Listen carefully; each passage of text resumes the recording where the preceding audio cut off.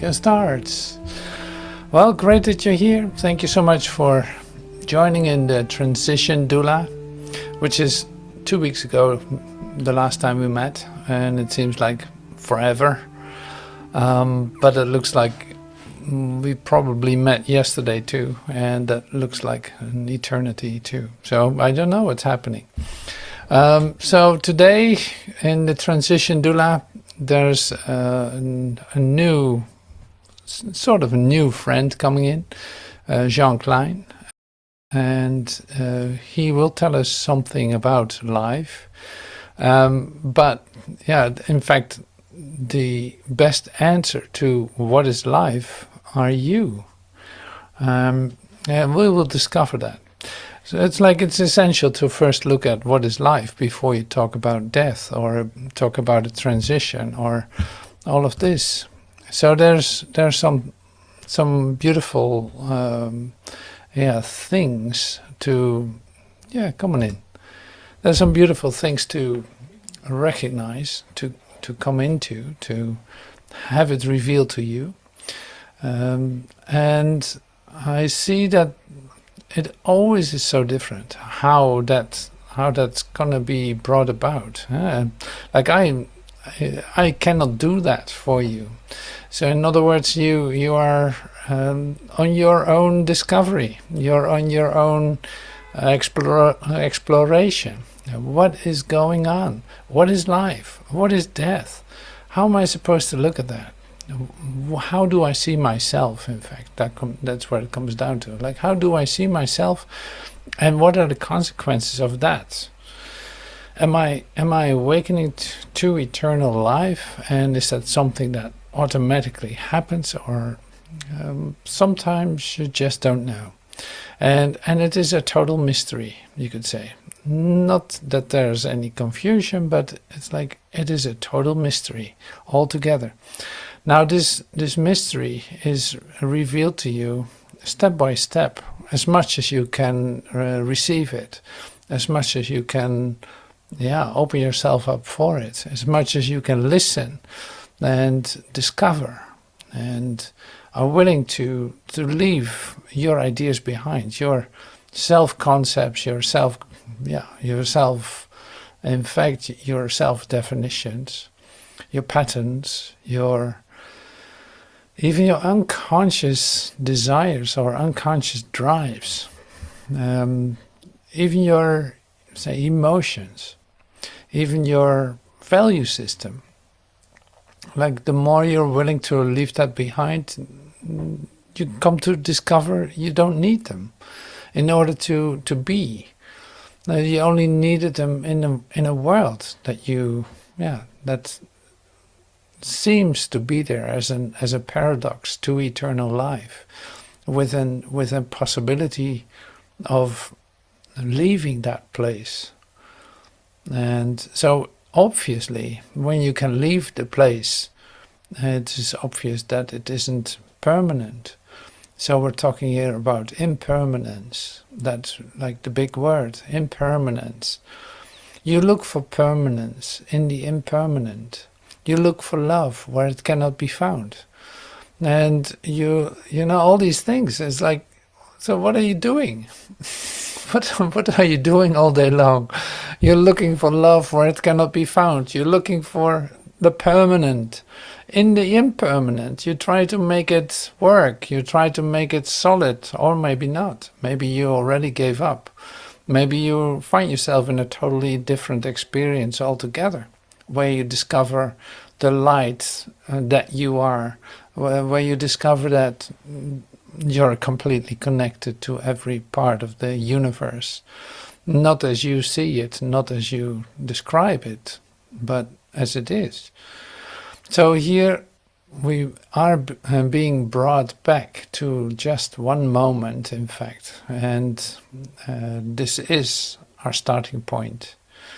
Now, is there a necessity to suffer, or is there a necessity to suffer pain, or to suffer loss, or to suffer... No, there is not really a necessity to that, but you're practicing this, you're practicing coming out of that, it seems to be also be part of a habit, of a pattern of like coming to a moment of recognition of now. You discover the spontaneity, the immediacy of words like salvation, the immediacy of salvation. Like it's happening right now, it's happening now, or it's not going to happen. You either release your ideas right now, or you're holding on to them. You think that you need to do this and this and this in order to become of whole-mindedness, experiencing your connection with every aspect. And the next moment that collapses, and then you don't know. Then you become still. Then you start to receive, in a certain sense. Receive literally as a receiver. So you catch different frequencies in which suddenly there's communication. You literally receive that. And in that, everything is given. Now this 0 point, or this now moment frequency, is in fact your core certainty, is in fact your anchor into timelessness, your portal to light and love and sustenance and connectedness and pure communication with itself. So these are some of the descriptions or of the ideas that are coming to us today as an invitation to an experience. Basically nothing else. What else is there than experience?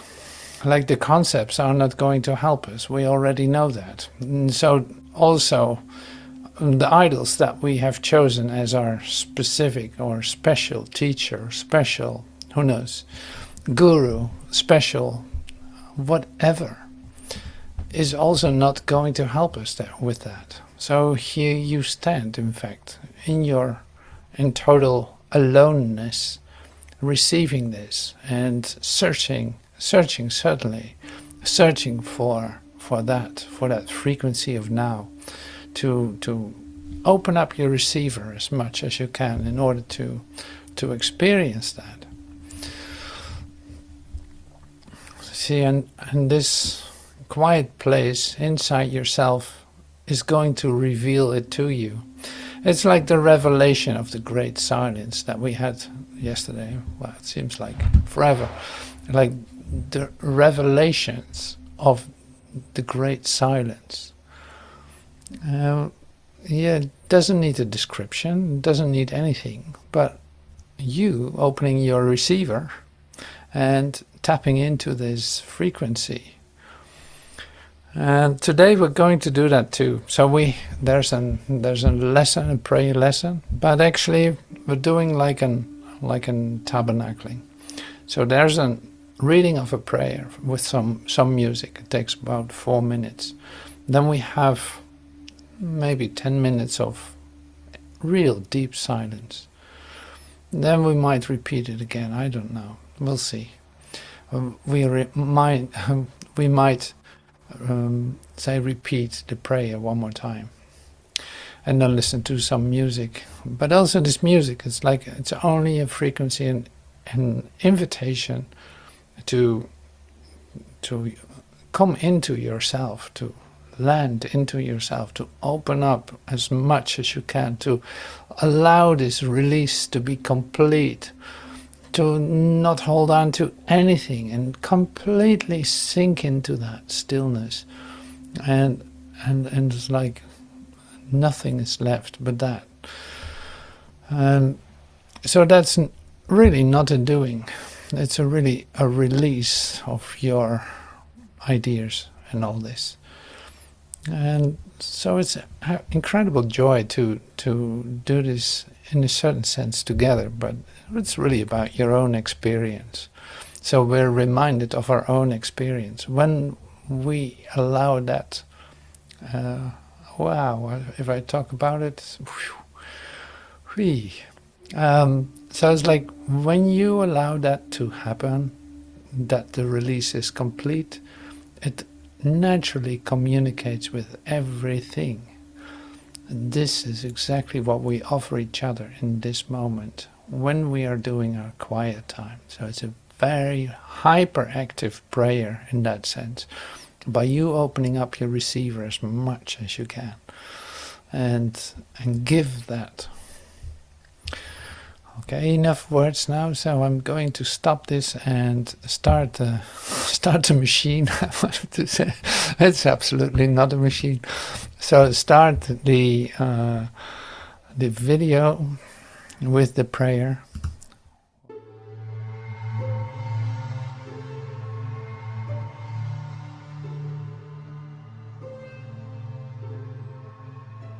I can be free of suffering today. Father, I thank you for today and for the freedom I'm certain it will bring. This day is holy, for today your Son will be redeemed. His suffering is done, for he will hear your voice directing him to find Christ's vision through forgiveness and be free forever from all suffering. Thanks for today, my Father. I was born into this world, but to achieve this day and what it holds in joy and freedom for your Holy Son and for the world he made, which is released along with him today. Be glad today. Be glad. There's no room for anything but joy and thanks today. Our Father has redeemed his Son this day. Not one of us but will be saved today. Not one who will remain in fear. And no one the Father will not gather to himself, awake in heaven, in the heart of love.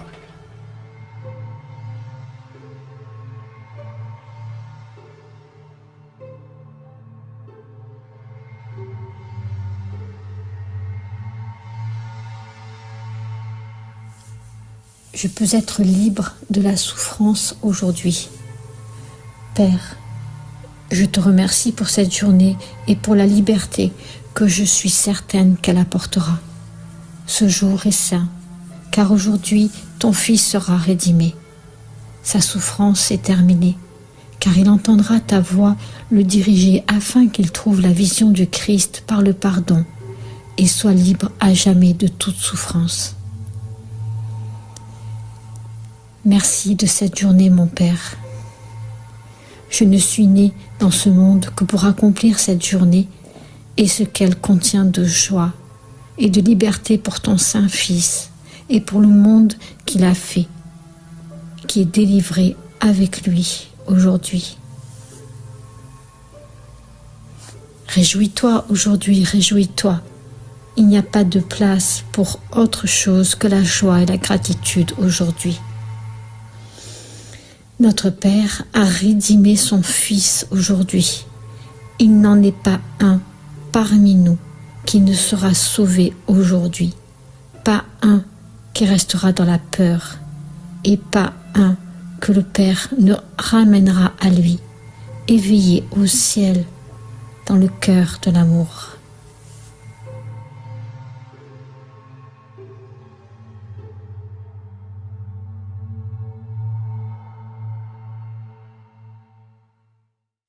So thank you for joining the meditation and the possibility to dive deep into yourself.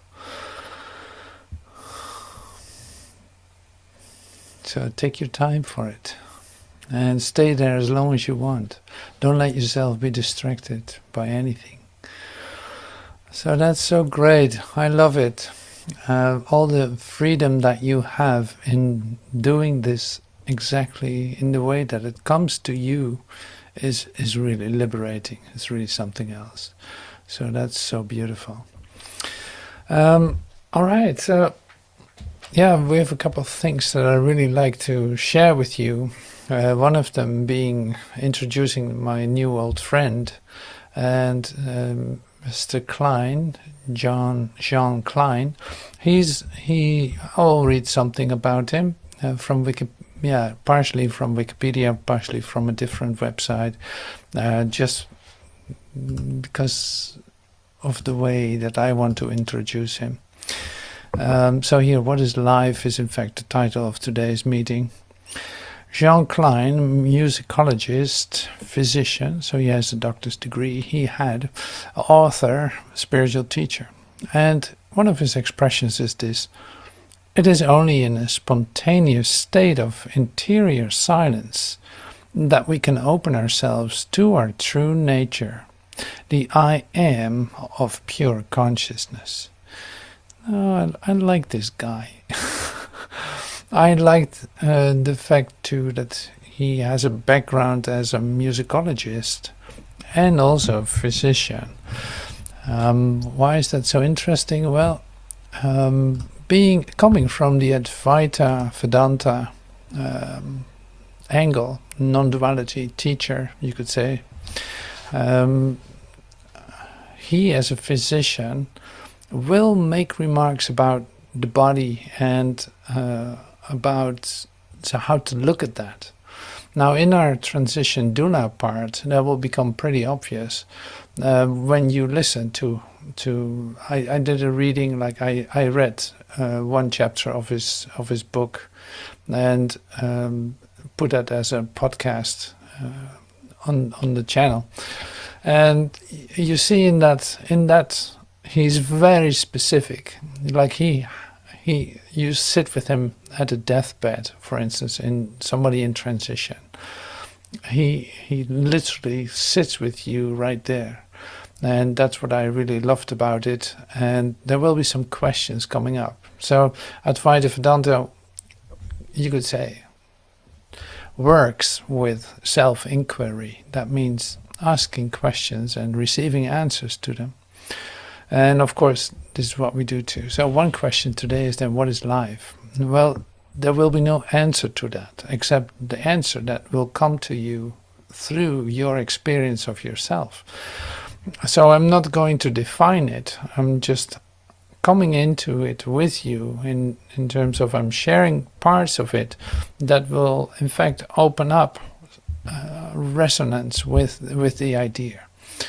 With the idea of life, with the idea of your part in that.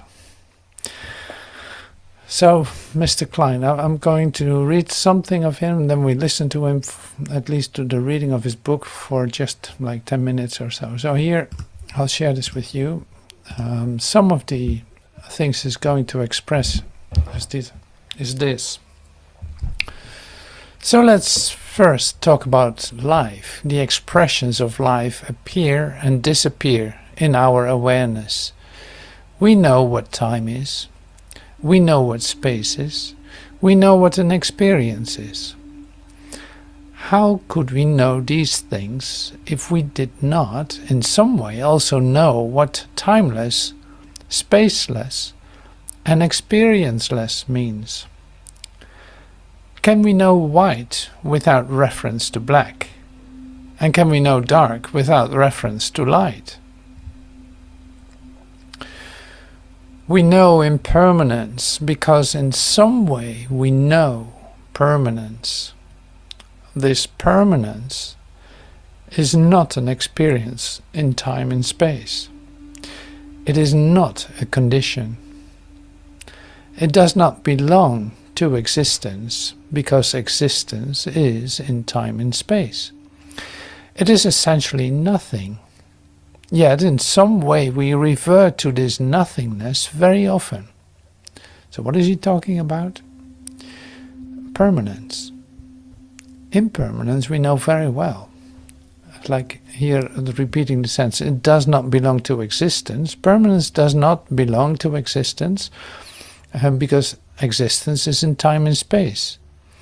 It is essentially nothing, yet in some way we refer to this nothingness very often.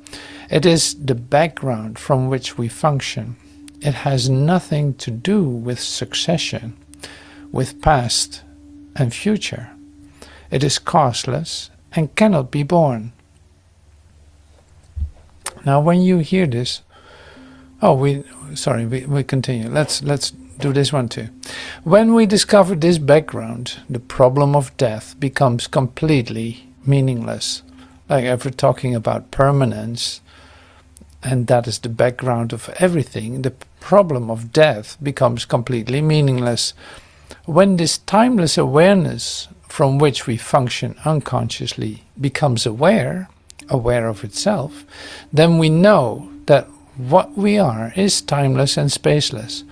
We know what life is, and it does not enter our mind to even think of death, because we live knowingly in this timeless background in the now, and succession is only an expression of this now.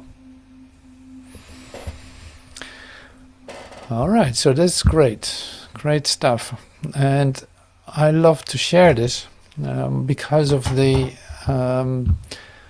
this is so close to how we share about this, how we look at this. It's like, yeah, he's one of our guys in that sense. That's why I pulled him in.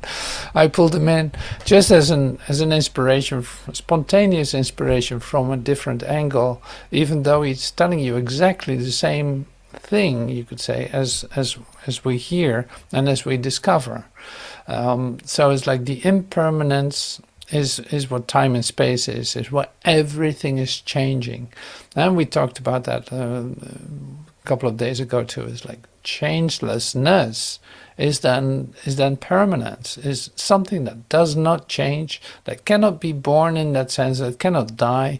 It has no beginning, it has no end. It is right here. It is your your essence, and it's in communication with the whole universe.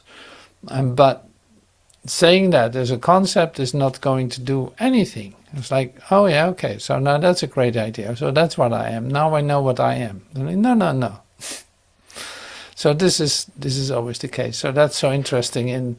And that's why we use in the initiate parables. So like, it always comes down to this thing, like I'm sharing words with you, I'm referring to it, I'm referring to it, pointing at it, but it's indescribable, and it's what you are. So here we are in our silent moment, making so much sense in not trying to define it, not trying to give words to it, not trying to do anything except coming deeply into a release of this, what we are not, releasing the value that we gave things, releasing the patterns and habits and definitions about something that we could never be. Like talking about body, talking about everything that is change, full of change, like that changes. Everything that changes cannot possibly be what you are. Now, where do you keep yourself busy with the whole day? Yeah, most of it with something that is over already.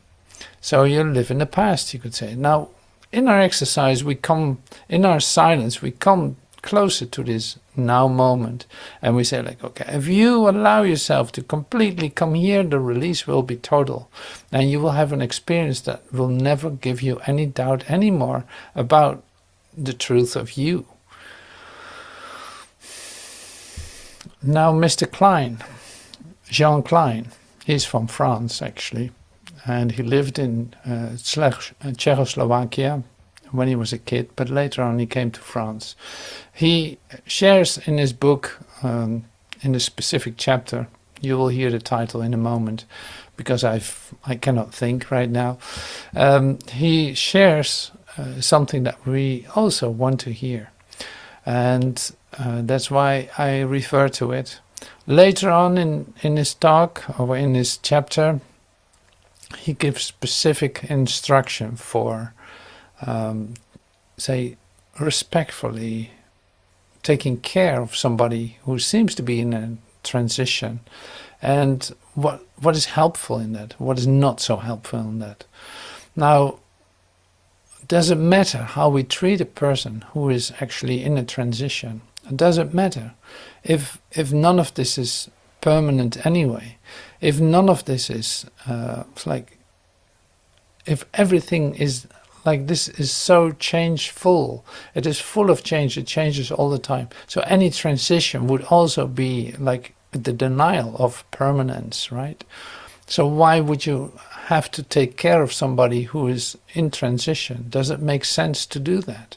That's basically the basic question that is being asked. So that's the second part of the talk. We're not going to listen to that today, but it's like it's good to know that you might want to listen to that just because of that. So if you want to know more about it, in other words, or his vision on it, it is absolutely beautiful. That's why I put it up. So now we listen to the first 10 minutes, which is basically, say, in relationship with the idea of life more than anything else. Okay, here we go. The Great Forgetting by Klein. The whole problem of dying is based on the premise that we are born and that this born something or someone dies. So the first step is to question who or what is born and who or what dies. The idea of being born is just that, an idea. It is second-hand information. It is what our mothers told us. If we ask ourselves, do I know that I am born? And we look closely, we will see that, yes, a perception is born and dies, but we cannot say, I am born. It is vital in all genuine explorations to become free from second-hand information, free from common sense. If we begin by questioning the questions, and we'll find that we are led to question the questioner, this is the beginning of self-inquiry. When we let go of second-hand information, we are face to face with bare facts, percepts, rather than concepts. When we leave aside daydreaming, hypothesis, and the taking for granted, we are left with the core of the problem, which I would say in this case, why speak of death before knowing what life is? Because if we don't know what life is, how can we even begin to talk of death? So let us first look at life. The expressions of life appear and disappear in our awareness. We know what time is, we know what space is, we know what an experience is.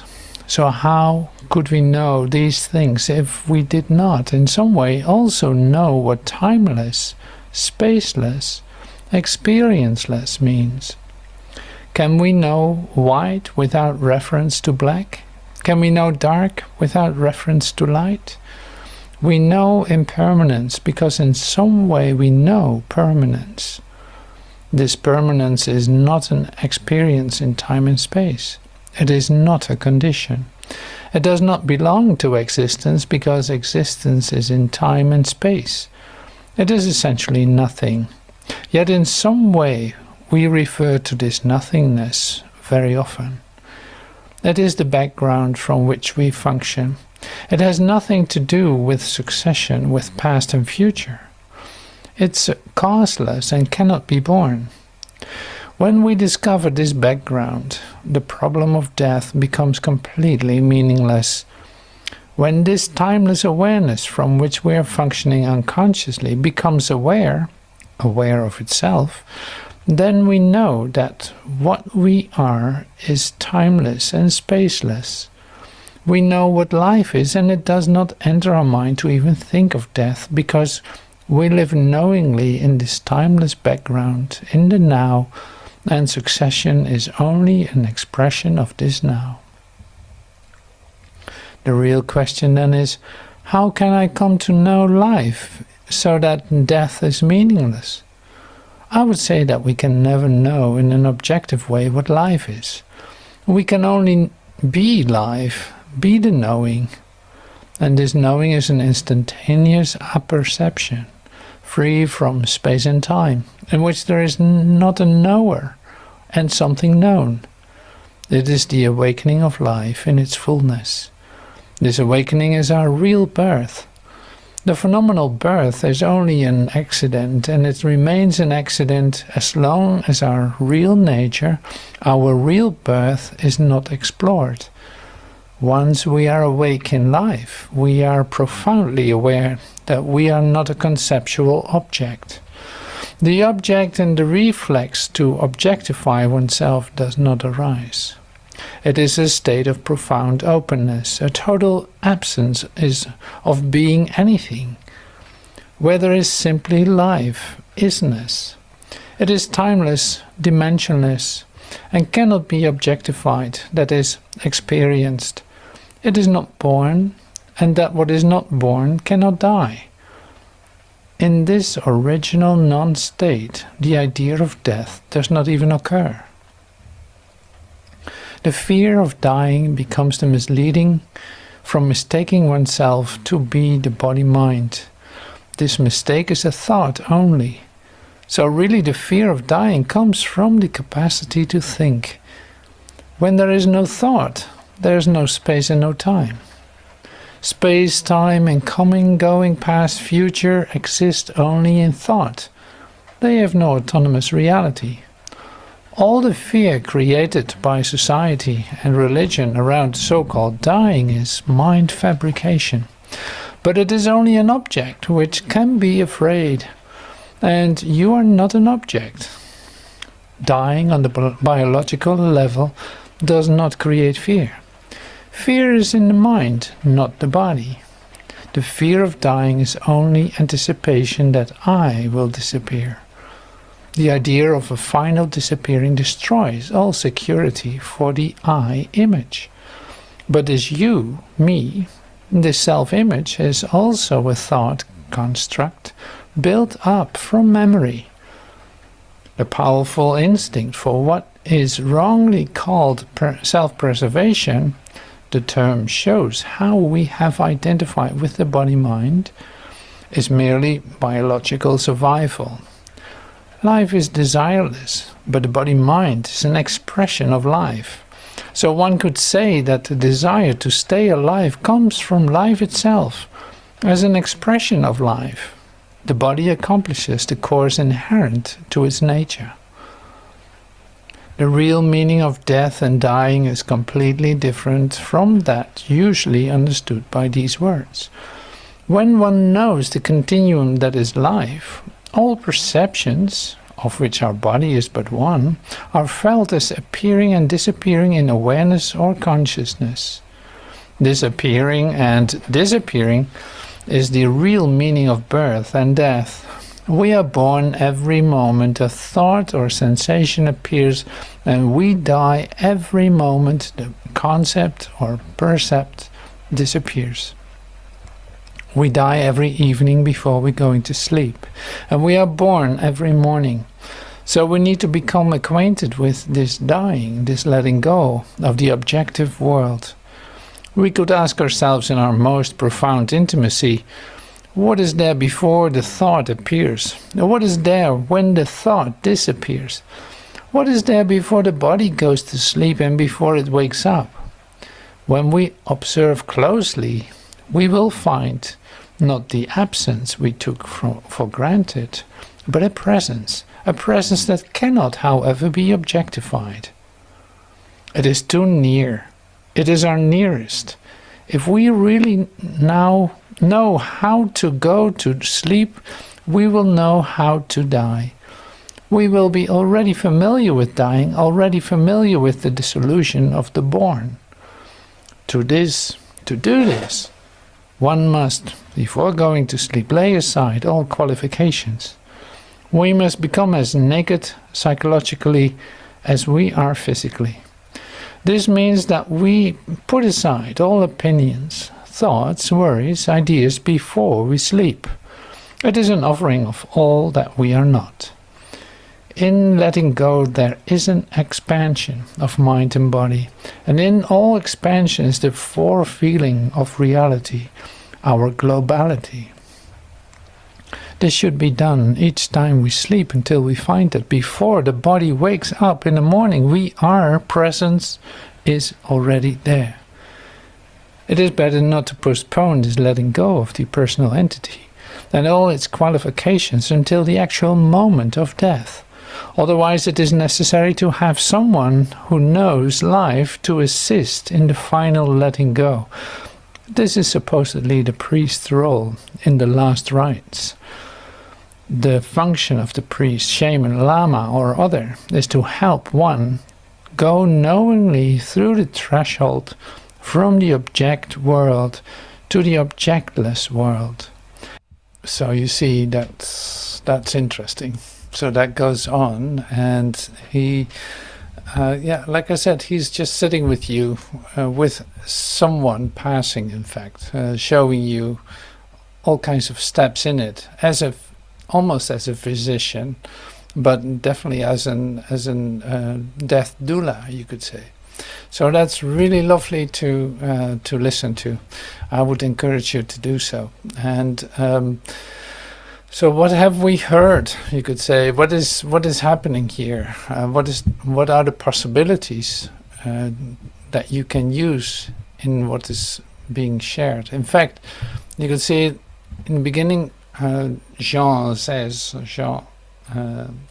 says, like you have nothing. There's nothing for you in second-hand experiences. No, this needs to be experienced first-hand. So here is your experience of yourself. Like that's where it starts with, and that's our starting point too, of course. So that's why I love it that he brings it in right from the start.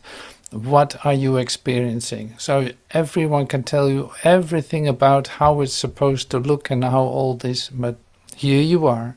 Now there's nobody else around, and you have only your capacity to listen and to receive for what needs to be spontaneously occurring, you could say, what is born in this instant. Now that's the part I really love and is really important. So the other part that I want to emphasize too is that it might not be helpful for family to be around when somebody is in transition, because the family wants to hold on to this one person that is actually in transition. Now this is what I've seen too many times in, say, me being a nurse and being at the deathbed of someone. Like the family is really disturbing, mostly like a bit of a disturbance, because they're so into their emotion that everything, they're waiting for the moment of transition as if that would be it. So here's one thing that I really like to share in this, is what he emphasizes too, is this, that you die with the person. You die with your brother. You die with yourself. Oh yeah, this is, now it's coming back. Like this is the same idea as sleeping. Before you go to bed, before you say dive into sleep, there's a letting go of the world, of your body, of everything. Like that was all very important, but now I'm letting it go. You enter into a state that we call sleep. But you can still be aware, of course, that's another story, but it's like you're familiar with the idea of death. What is that different than death? Leaving this behind, leaving your ideas behind, surrendering into it, and letting it be a totally different experience. Now there's the morning, you wake up, and there is everything brand new, in fact. And you enter into that. You're being born into the new day. Now this, with the, say, practice, I think I mentioned it before, but even on the deathbed too, it's like if somebody seems to be in transition, you can literally already practice this by letting go of this, and by coming to this place where you feel vulnerable but also completely supported, that and safe, that this transition can happen, that this moment of release can happen.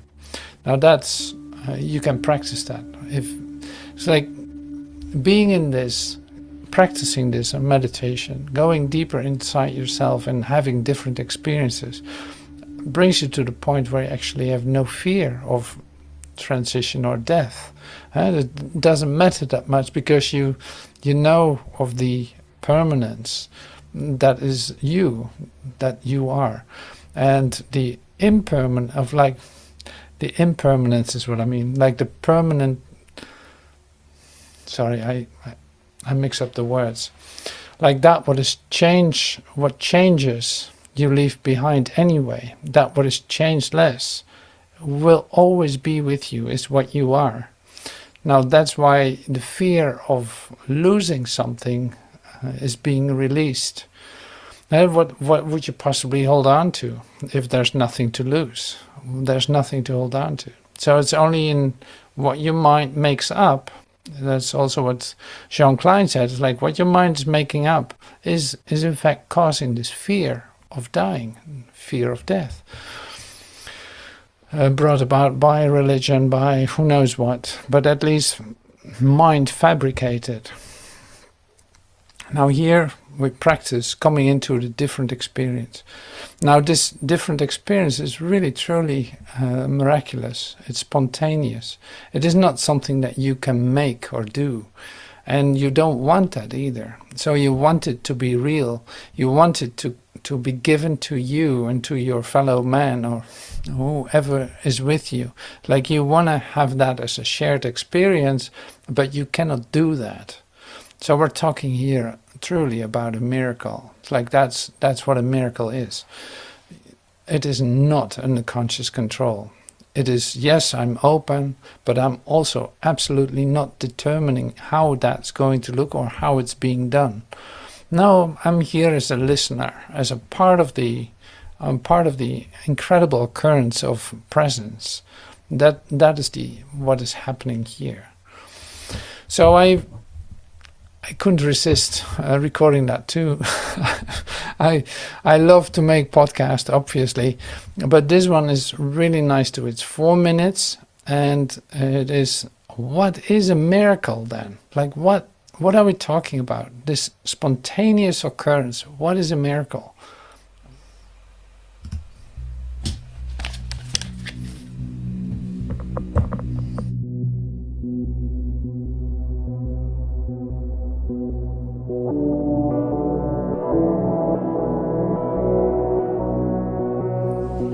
What is a miracle?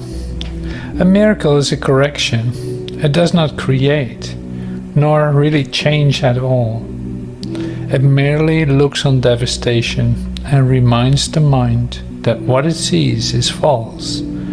It undoes error, but does not attempt to go beyond perception, nor exceed the function of forgiveness. Thus, it stays within time's limits. Yet it paves the way for the return of timelessness and love's awakening. For fear must slip away under the gentle remedy it gives. A miracle contains the gift of grace, for it is given and received as one, and thus it illustrates the law of truth the world does not obey, because it fails entirely to understand its ways. A miracle inverts perception, which was upside down before, and thus it ends the strange distortion that will manifest. Now is perception open to the truth. Now is forgiveness seen as justified. Forgiveness is the home of miracles. The eyes of Christ deliver them to all they look upon in mercy and in love.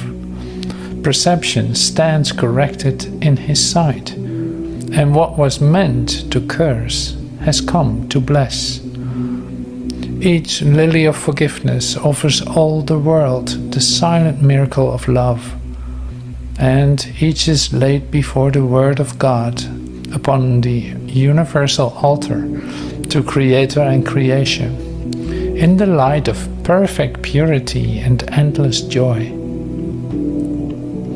The miracle is taken first on faith, because to ask for it implies the mind has been made ready to conceive of what it cannot see and does not understand. Yet faith will bring its witnesses to show that what it rested on is really there. and thus the miracle will justify your faith in it, and shows it rested on a world more real than what you saw before, a world redeemed from what you thought you saw. Miracles fall like drops of healing rain from heaven on a dry and dusty world, where starved and thirsty creatures came to die. Now they have water. Now the world is green, and everywhere the signs of life spring up to show that what is born can never die. For what has life has immortality.